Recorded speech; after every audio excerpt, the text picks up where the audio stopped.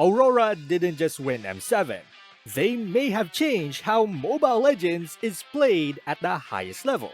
When Aurora Gaming PH swept Alter Ego 4-0 in the M7 World Championship Grand Finals, it wasn't just dominance. It was a statement about strategy, discipline, and the future of Pro MLBB. Their gameplay showcased ruthless objective control, fast tempo decision making, and near perfect team coordination. And now, teams around the world are studying that blueprint, because Aurora's championship run may have quietly rewritten the global meta. Welcome back to Mobile Legends News. Aurora Gaming PH are the champions of the M7 World Championship, the biggest annual tournament in Mobile Legends Bang Bang esports. Held in Indonesia from January 3 to January 25, 2026, the event featured 22 teams competing for a $1 million prize pool, with Aurora ultimately claiming the title after a dominant finals performance. But this victory wasn't just another trophy for the Philippines. It represented a shift in competitive strategy. In this video, we're breaking down how Aurora's approach to drafting, macro control, and teamfight execution is already influencing the global MLBB meta. Aurora Gaming PH's championship run in the M7 World Championship wasn't just about mechanical skill. It was about structure, discipline, and a very clear philosophy about how Mobile Legends Bang Bang should be played at the highest level. Over the course of the tournament, Aurora demonstrated a consistent strategic identity, controlled drafting, coordinated rotations, and a macro-heavy playstyle that prioritized objectives over flashy fights. That approach allowed them to dominate multiple series, including a clean 4-0 sweep against Alter Ego in the Grand Finals, and ultimately claim the world title. To understand how Aurora's victory is shaping the global meta, we need to look closely at the strategic patterns they showcase throughout M7 and why those patterns work so consistently against some of the strongest teams in the world. One of the most noticeable aspects of Aurora's gameplay was how disciplined their drafting strategy was throughout the tournament.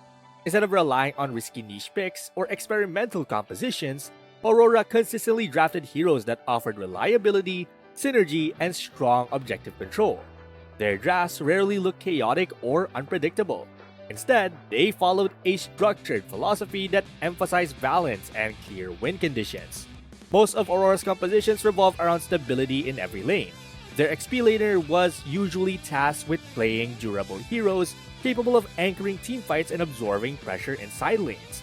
Their gold laner focused on scaling damage dealers that could safely farm in the early game but become decisive threats in mid to late game fights. Meanwhile, the mid laner role served as the engine for their rotations, constantly moving with the roamer to create map pressure and assist side lanes. The key idea behind these drafts was simple. Every hero served a defined role within the overall strategy. Rather than building lineups that depended on a single superstar carry, Aurora built compositions where every role contributed to the win condition. This made their gameplay extremely resilient. Even if one lane slightly fell behind, the team could stabilize throughout coordinated rotations and objective setups. This philosophy became especially visible during multiple matches in the knockout stage. Aurora rarely drafted heroes that required risky early aggression to succeed. Instead, their compositions were designed to scale naturally into the mid-game, where coordinated team play could take over. As a result, their drafts allowed them to maintain strong lane stability while still enabling aggressive rotations around key objectives like Turtle and Lord. Another defining element of Aurora's strategy was their macro-focused gameplay. While mechanical skill is always important in Mobile Legends, Aurora consistently proved that map control and decision-making can be even more decisive in professional play. Throughout M7, their rotations were incredibly calculated. The mid laner and roamer worked together to constantly pressure the map, ensuring that Aurora often had the numbers advantage when contesting objectives.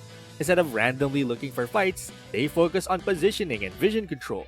By controlling the map this way, they forced opponents into uncomfortable situations where reacting too slowly meant losing objectives, but reacting too aggressively meant walking into unfavorable fights. A great example of this macro discipline appeared in the upper bracket final against Selangor Red Giants. The series went the full distance to 5 games, and throughout the match, Aurora repeatedly demonstrated how patient macro play can turn the tide of a series. Even when the momentum seemed to shift against them, Aurora rarely forced desperate fights. Instead, they focus on ensuring map control, maintaining lane pressure, and preparing for decisive engagements around Lord. That patience allowed them to gradually rebuild advantages and eventually secure the series victory. This macro-first mindset is one of the biggest reasons their M7 run is already influencing the global competitive meta. Teams around the world are realizing that controlling the tempo of the map is often more important than simply winning individual fights. Aurora showed that if you control objectives and dictate the pace of the game, mechanical outplays become far less necessary. Another critical pattern throughout Aurora's tournament run was their relentless focus on objective control. From the early game onward, their gameplay revolved around securing turtles, maintaining lane pressure, and establishing vision dominance across the jungle. Rather than chasing kills, Aurora often built their leads through small but consistent advantages.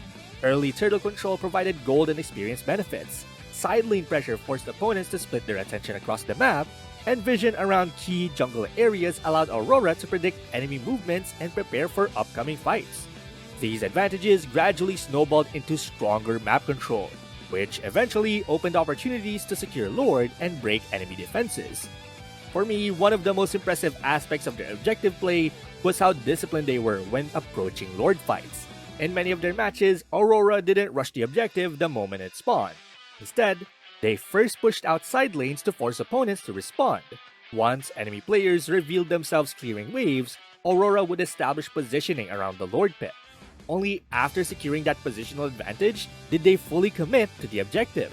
This methodical setup made it extremely difficult for opposing teams to contest.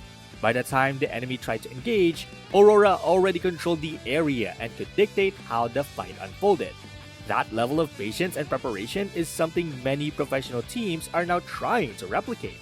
Aurora essentially demonstrated a textbook example of how objective-based gameplay can consistently win matches even against mechanically talented opponents. And while Aurora was widely praised for their macro play, let's not forget how their teamfight execution is just as crucial to their success. Their engagements rarely look chaotic or desperate. Instead, each fight followed a clear structure where every player understood their role. The XP laner typically served as the frontline initiator, either starting the fight or absorbing the first wave of damage. The roamer controlled positioning and crowd control, ensuring enemies were locked down at the right moment.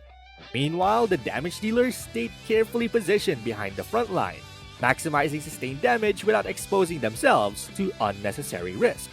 This structured approach allowed Aurora to win teamfights with remarkable consistency. Even when facing mechanically skilled opponents, their coordination often gave them the edge. The Grand Finals against Alter Ego showcased this coordination perfectly. From the opening game of the series, Aurora controlled the tempo of the match and executed teamfights with near-perfect synergy. Their initiations were timed precisely, follow-up abilities were layered correctly, and their backline positioning remained disciplined throughout each engagement.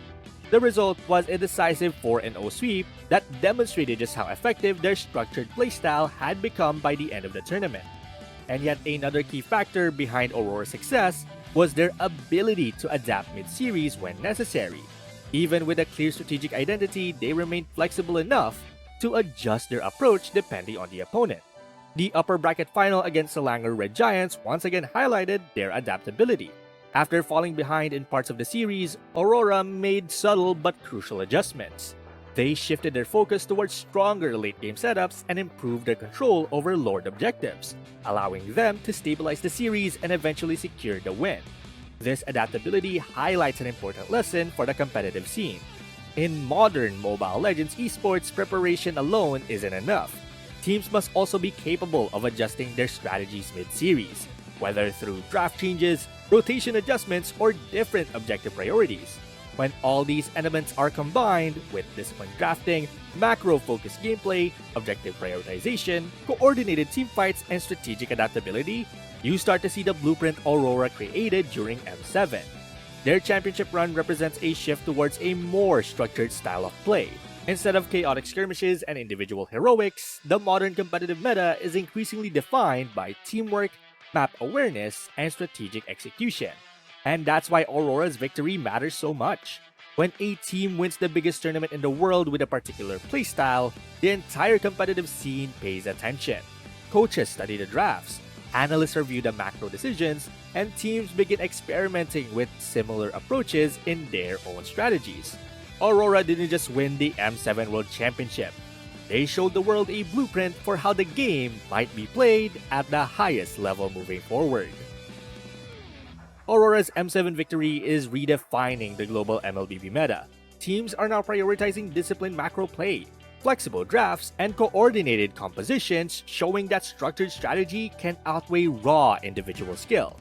Their approach is setting a new standard for high-level competition and influencing how top teams prepare for tournaments worldwide. So, which Aurora strategy impressed you the most? Share your thoughts in the comments, and don't miss our next video where we break down how you can apply these winning strategies in ranked games to improve your performance and climb the ladder more effectively. Till next time!